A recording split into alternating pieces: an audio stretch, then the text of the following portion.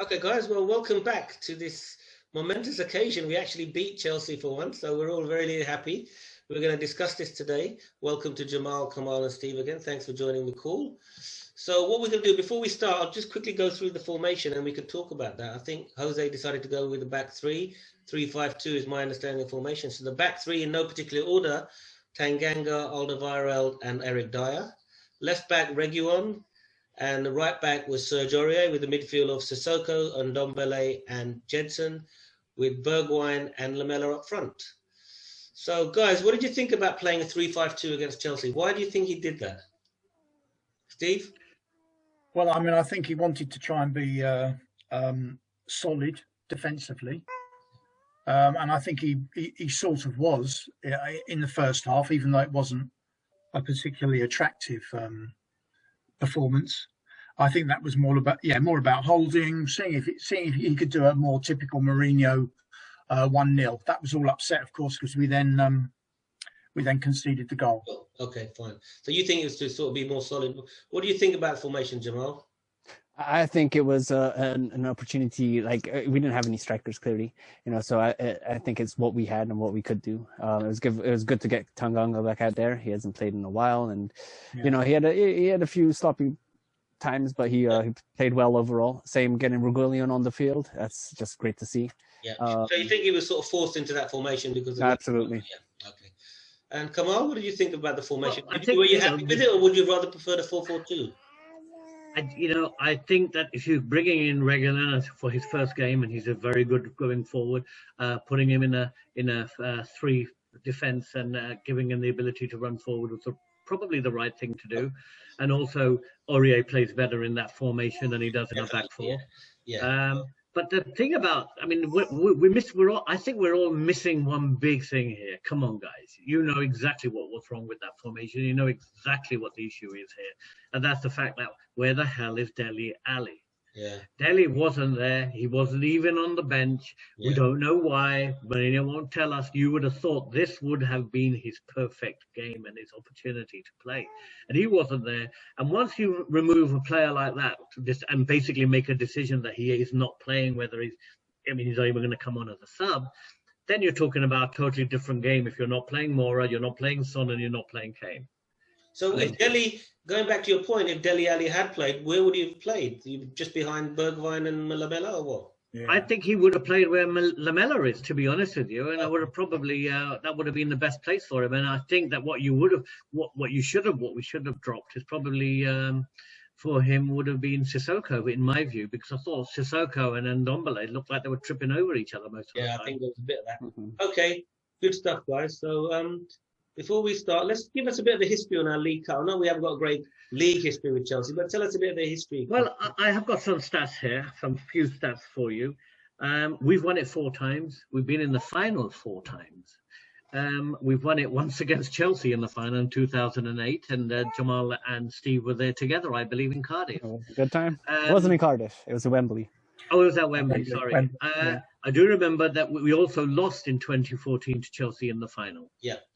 So mixed bag with Chelsea that we have. They've beaten us once, and we've beaten them once.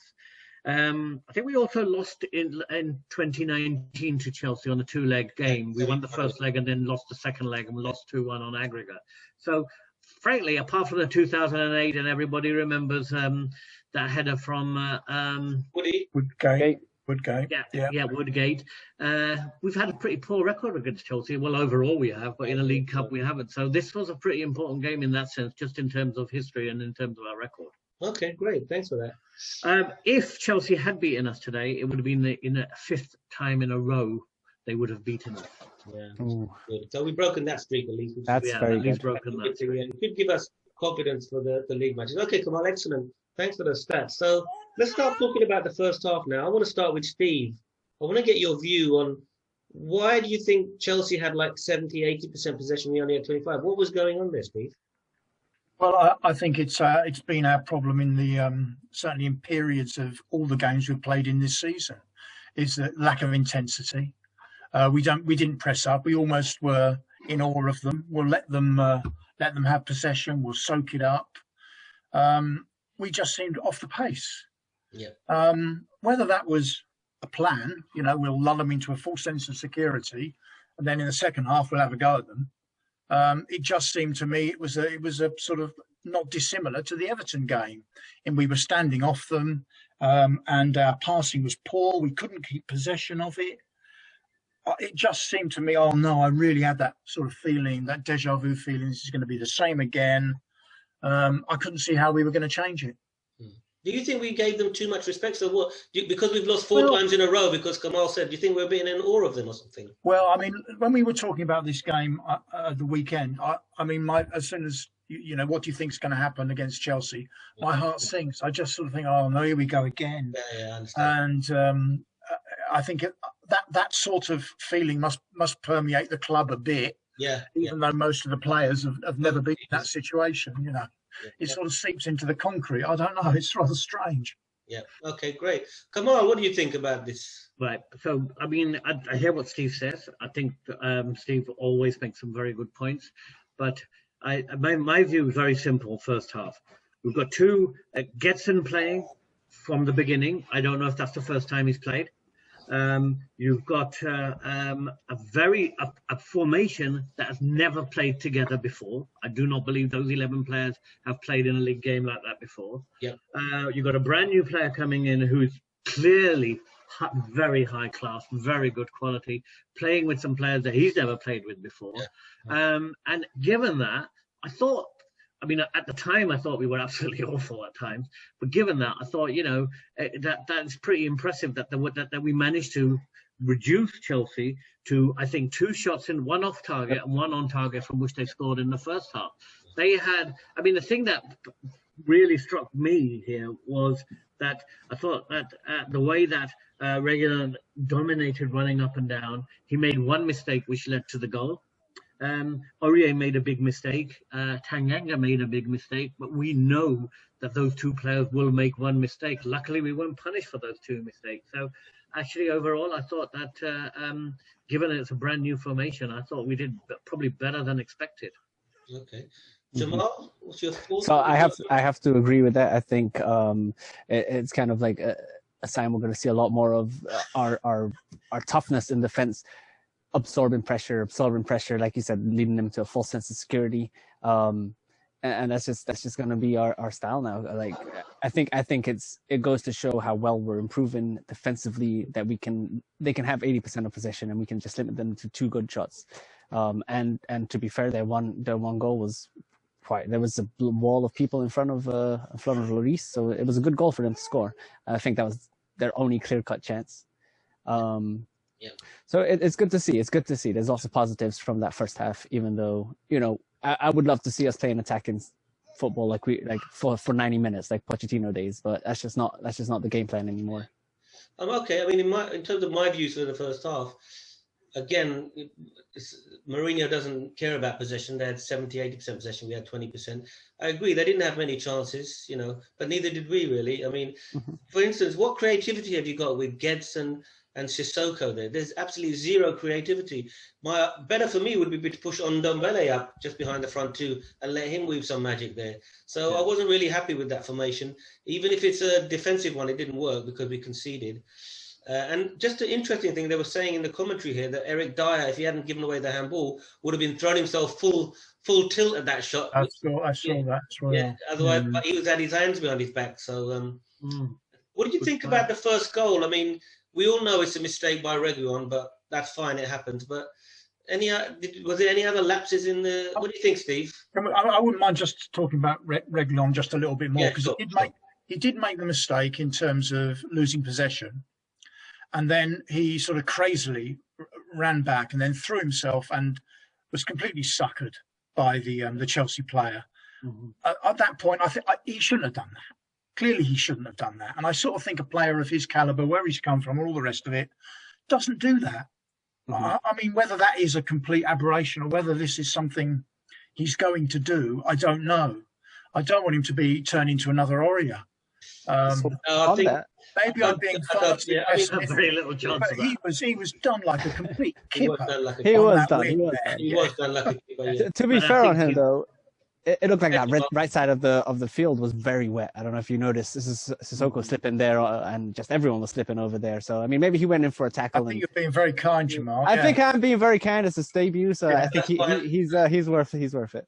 But can I add a couple of things? I think Steve's absolutely right. You've got to remember it's his first you've got to stop agreeing with Steve all the time. It's not on, man. Come on. He's not really agreeing with me. When you listen to him, when you let me finish, you'll realise I completely disagree with every word he said. But I'd like to soften him up. Okay. I think that he made an error for the goal, and it was very, very sad to see. Your first game, you're really trying to impress, right? But everything he did after that was pretty damn good. Yeah, I mean, he had a fantastic shot in the second half. But having said that, we're not talking about the chance that Gedson had, where he stumbled on the ball. Was it a penalty? Would VAR have given it to us? I think that was a fantastic. When the VAR is in operation, it goes against us. When VAR is not in operation, we didn't get the penalty. There's no way that VAR would not have given that penalty, I think, because he did step on him. I don't think it was a penalty, Kamal. No, sorry, Steve. Well, I think that he stepped on him, and I'm gonna, because there was no VAR, so I can't be proven wrong. I'm sticking with penalty. Secondly, Lamela had a great shot. I mean, the guy stuck a foot out. You know, if you take those two chances, we probably had better chances even in the first half than they did.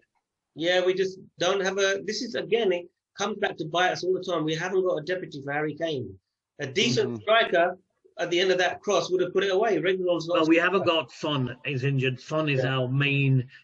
I mean, Kane's the provider. Son's the goal scorer right now. But they can say they didn't have Ziyech, Pulisic, and Havertz as well. You know, it works. But those are new players. These are established players we've had, developed, and we know they're gonna give us a goal or two in a match. Okay, so overall, first half was okay. Nothing brilliant. They didn't have many chances, but neither did we. But, I think. Were you happy with the formation, Steve? Is that something you'd like to see us play more often or not? I'm a bit of a traditionalist. I like 4 at the back. I just think players know how to play that. They're used to it, and everyone knows their areas of responsibility. I feel more comfortable with that. From my point of view, personally, I think Matt Doherty and Reguilon, I'm not sure whether they can play in a 4 because they bombard forward all the time. They need some protection. So maybe 3-5-2 is we're going to play more often, I think. Well, you know what? I want to say one thing about that. Can I say one thing about that? Go ahead, come on. I think that when he took Gedson off, who I didn't think had a bad game, and he put Højbjerg on, I thought, oh my God. I mean, this is how we win a game. But when Højbjerg came on, I thought it was fantastic.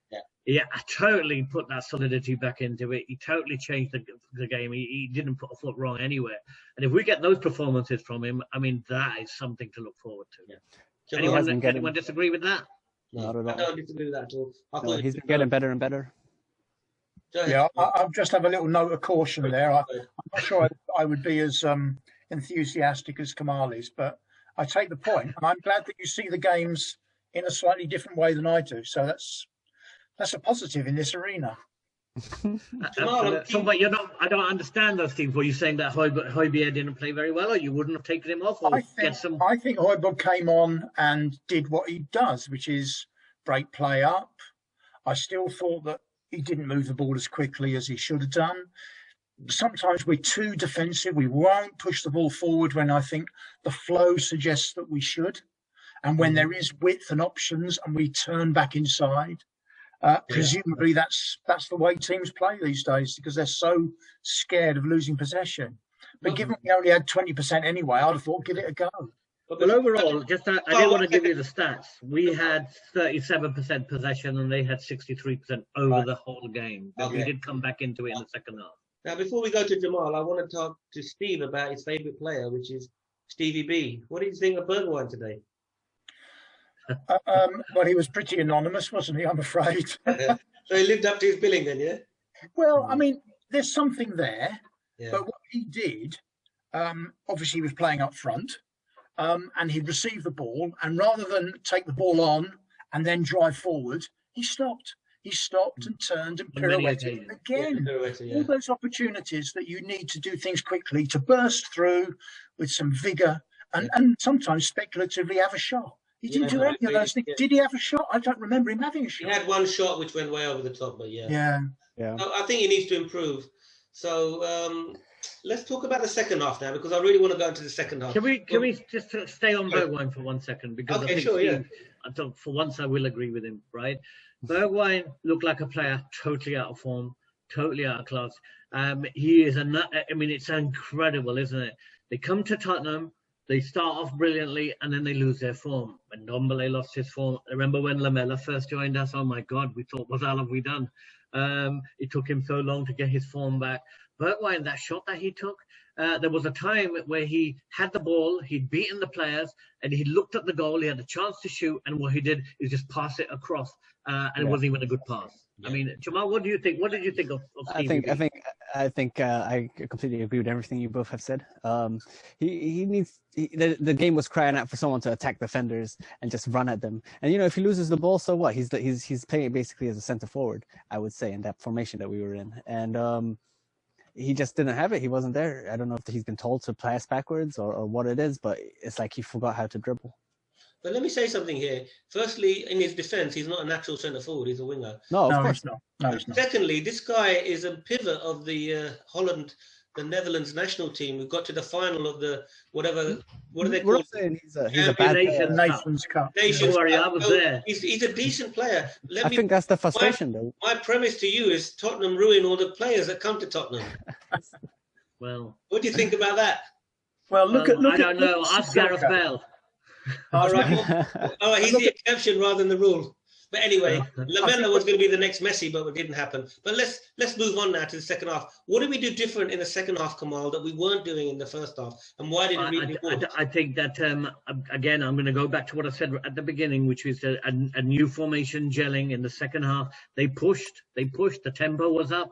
Yeah. I mean, we had them on the back foot. I made some notes here. I mean, Bergwijn had done all the hard work on the 48th minute. 49th minute, Reguilón should have shot. He had the best chance, but he hit it straight at Mendy. Anywhere else, all that space he had, that would have been a goal anywhere else, right? 52nd minute, Bergwijn should have hit the ball. He should have scored, or at least had a shot, but he crosses it instead. 53rd minute, another chance of a penalty, or Bergwijn was not a penalty, but he stepped on the ball when he was almost through and clear. 54th minute, he could have had another shot. 55th minute, Bergwijn again can't stay on his feet. So that period of play was, I mean, the chances were there to be taken. And I mean, what was scaring the life out of me was all those opportunities. We didn't take the chance. We couldn't have sustained that pressure. And I think that what Jose did by starting the change in the 60th minute, giving Kane 20 minutes, giving Moura 15 minutes, really did make a difference in the game. Mm-hmm. And that goal, I mean, the Reguilón's cross to Lamela, the goal, beautiful. So there's no way Ben Davies is doing that. No way Ben Davies is doing that. No. That was pure class. I have to say. So Jamal, let's come to you now, Jamal. I want to get you involved in this. What did you think?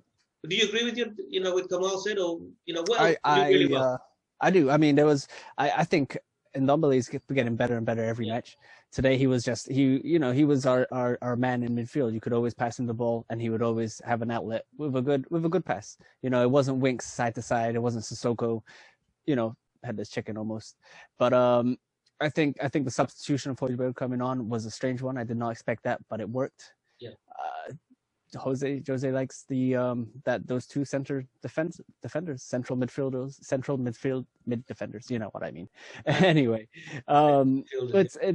it's just gonna be that way. We're gonna be contained, but it was good to see more flow in the attack. Lamela was moving a lot sippier.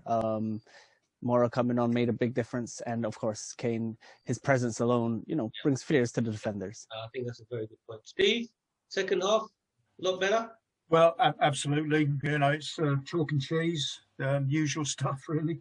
I think, Kane and Moura came on. I don't think they saw a massive amount of the ball, but they just changed the shape of the game.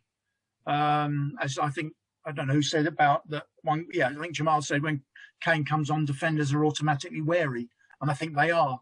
And you'd be wary of Moura's pace as well. So I think it just changes the shape, which means other things can happen and other players can get space. I think that's really the key there. I'll just take Kamal up on one on Ben Davies. While Ben Davies may not have put that cross in for the goal, I suspect he wouldn't have thrown himself down and allowed the cross to go in to score. Very unforgiving. You're very unforgiving. Very unforgiving. He was just trying really hard. God, I don't want to cross you in a dark alley. Steve, did we actually, when Mora and Kane come on, did the formation change or was it still a 3-5-2? Well, not that. I'm pretty. No, because it did change because he took off Tanyanga. The only thing they were doing. One at a time, guys. Yeah, no, what they were doing is they were pressing, weren't they? They were pushing up. Players were all over the place. Dyer turned up in their penalty area. Yeah, I saw that. He just turned up in the potty. And he did, yes. And he had to go to well as well. So it's all rather strange. But it was all incredible. I just want to say... We turned into Holland Total Football 1974 for about 5 minutes. Yeah, sorry. Dyer went off for a piss and Jose, looked extremely pissed. No pun intended. He didn't go for a peek, did he, Jose? No, he went chased after him. Yeah, no. I don't know why he chased after him. What he was going to do, help him shake it or whatever. But whatever he did, he got him out pretty fast. It was hilarious. It was comedy. It was really funny. Let's talk about the goal now. I want to talk about the goal. Again, good cross by Reguilon. You know, it's such a good finish by Lamela. You know, we are castigating him. It was a frustrating player. Did you like the goal there? Did you like the build-up and the cross? I thought Lamela was very frustrating all match. My constant complaint with Lamela is that he'll hold on to the ball and he won't pass. And then when he loses the ball, he'll just like give away a silly foul. And it's like constant with him. So you know what to expect. But he does that. He's always in the right spot. We always talk about him because he's present on the pitch. And you can't think, oh, Lamela's gone missing. So I guess that's what he brings to the team. Yeah, exactly. Yeah. He's a niggly player. Go ahead, Steve. Go on. Sorry, no, go on. I know he is. He's a niggly player. You can imagine playing against him. You'd be utterly infuriated with him, wouldn't you? He's snapping at your ankles all the time. He's not always productive, but he makes himself a nuisance, absolute nuisance. Kamal, was that a good Spurs build-up? Was that bad defending by Chelsea for our goal? Which one do you think? It was a very good build-up. And I just want to add another stat here. Both teams had 3 shots on target. We had 11 off target, and they had 7 off target. So in terms of attacking the goal, we definitely edged it. And of the 3 shots on target, 2 were from Lamela. Yeah. 1 was from Reguilon. I mean, the fact is that he could have had a goal in the first half. I mean, from nowhere because we were pretty bad then, right? And what I loved about his goal was the fact that he stayed onside, very well onside. Very well. He got that space, right? And he didn't panic and he just slotted it in. I mean, you know, that was I thought that goal we deserved at the timing of the goal, I believe, was 83rd minute? 83rd minute, 84th minute, right? 84th minute. I mean, you know, the game was slipping away. Yeah, no, that's fine. So good on that. So I think we need to move on now. Let's move on to the penalties. Yeah, no, I always get worried when Spurs take penalties. Yeah. But Jamal, do you think that's our 5 best penalty takers there? I mean, you know, Eric Dyer, I wouldn't say he's our best penalty taker, but he's the most confident person in the team. I would have to say, just his attitude. He's not afraid to run off the pitch and go take a piss in the 70th minute. Don't forget, he's taking a World Cup match-winning penalty for England, so he's a penalty taker. He's a penalty taker. That's confidence. That's confidence. Let's just remind everybody: the penalty takers were Dyer, Lamela, Højbjerg, Mora, and then Kane. Yeah, correct. Yes. Yep. Yes. So I think that's, other than Højbjerg, I'm okay with all of those. Well, I thought Højbjerg's penalty was absolutely amazing. It was a great penalty. Yeah, no, it was a great penalty. And what really hit me with the penalty was, and I love the way that Jose did this, which is he put the weakest players first. Yeah. Because when your 4 weakest players have scored, and then Kane steps up, and you're the goalkeeper, I mean, you might as well just walk off. You know, I mean, the goalkeeper, there's no way that Kane was missing that penalty. And you think, I haven't saved any of these.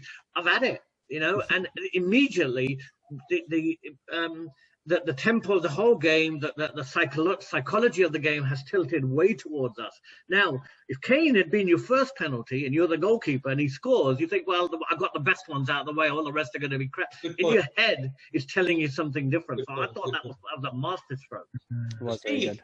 Going back to this winning mentality that Mourinho's trying to instill in Spurs, do you think this penalty shootout was the start of something like that? What do you think? Oh, blimey, that's a big statement. It's a big statement. I suspect it's going to need a little bit more than that. That would Is be it just a little drop, a little tiny step on the way, or not? I think so. I looked at when did we last win a penalty shootout? Any ideas? No idea. No idea. No, Well, it it's was too embarrassing to 2000. even look at. It was 2014 against Hull City in the League Cup, and we won 10-9. It was 10-9. 10-9. Oh, I remember that one that went on for Yeah. ages. Yep. Oh, wow. But when do you think there's the one before that we won? I'd say about 20 years. Well, it was 1984 in the UEFA Cup final against, I think Anderlecht, was it, or someone like that? And how many have we lost in between, Steve? 20 years. I hit it on the count nail. those. There were too many to count on my Numerous Google to count, search. as they say, yeah. No. Numerous to count. Kamal, about the Well, penalties, you happy with all of them? Like I said, psychology of the penalty, right? Clearly, we completely lost it. There was if you'd watched the last 5 minutes of that game, Chelsea had the ball, and all they wanted to do was hold it. They didn't want to lose it. They did not want to. They just thought Spurs penalties, the game's won. Yeah. Hell with it. They didn't. Agreed. They just held on to it all the way through. Very And good you know point. what? Very good It point. made me feel so good to smack those naughty, horrible players and teach them a lesson, because I'd like to use other words, but you've forbidden me. But everyone probably knows exactly how I mean, because you know what? That was a bit of nastiness in a different way, because they just cockiness, and they deserved a good slap in the face. But I think it was a great gesture from Eric Dyer to go over to Mason Mount and to console him, etc. You know, that shows good sportsmanship. I thought he went over and thanked him and said, "Well done." Now, at the last penalty, I have to be perfectly honest with you, I just couldn't look at it. I was too scared, and I looked up once it missed. So, did Lloris get a hand to it? No, Just at the post, outside of the post. Lloris was nowhere near it. Nowhere near it. Nowhere. I couldn't watch it. I'm sorry. So, guys, I mean, look, a great win. We're through to the next round, which Kamal and everybody, Steve and Jamal, is going to be in December. So we've got a nice little break for the Carabao Cup. I think that's something that we should. I mean, like, why did we play today? This could have been played 2 weeks from now. It could have been played at any other exactly. point. But you know, that's what it is. We'll have Gareth Bale back for that, won't we?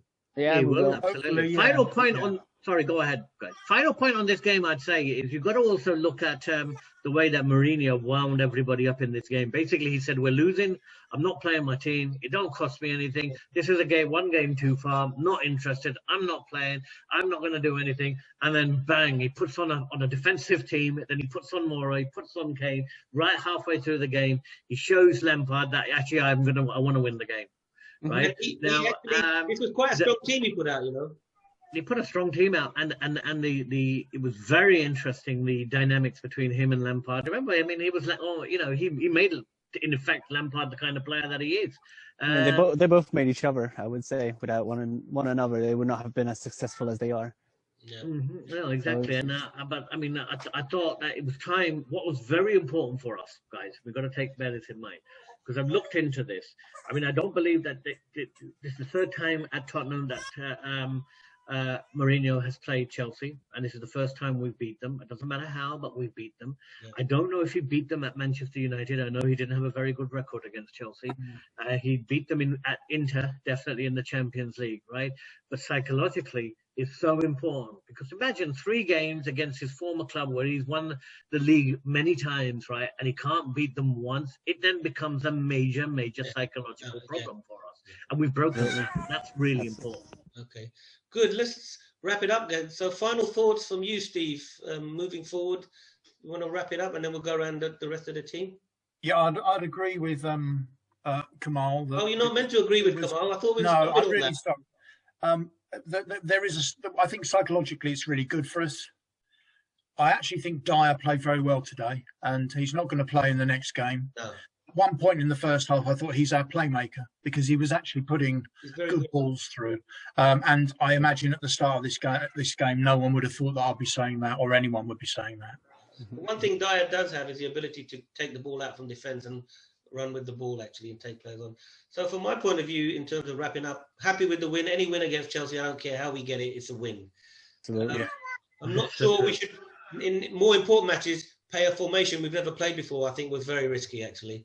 Play 3-5-2, but maybe they'll get better as they learn it. But onwards and upwards, I say, and I'm really happy. So Jamal, round up from you. Come on, you Spurs, and have a good. This is four episodes in. We haven't lost yet, so we're doing something right. Okay, and Kamal. Well, I think Jamal took the words out of my mouth. I was going to say maybe these vlogs are working because Spurs haven't lost yet.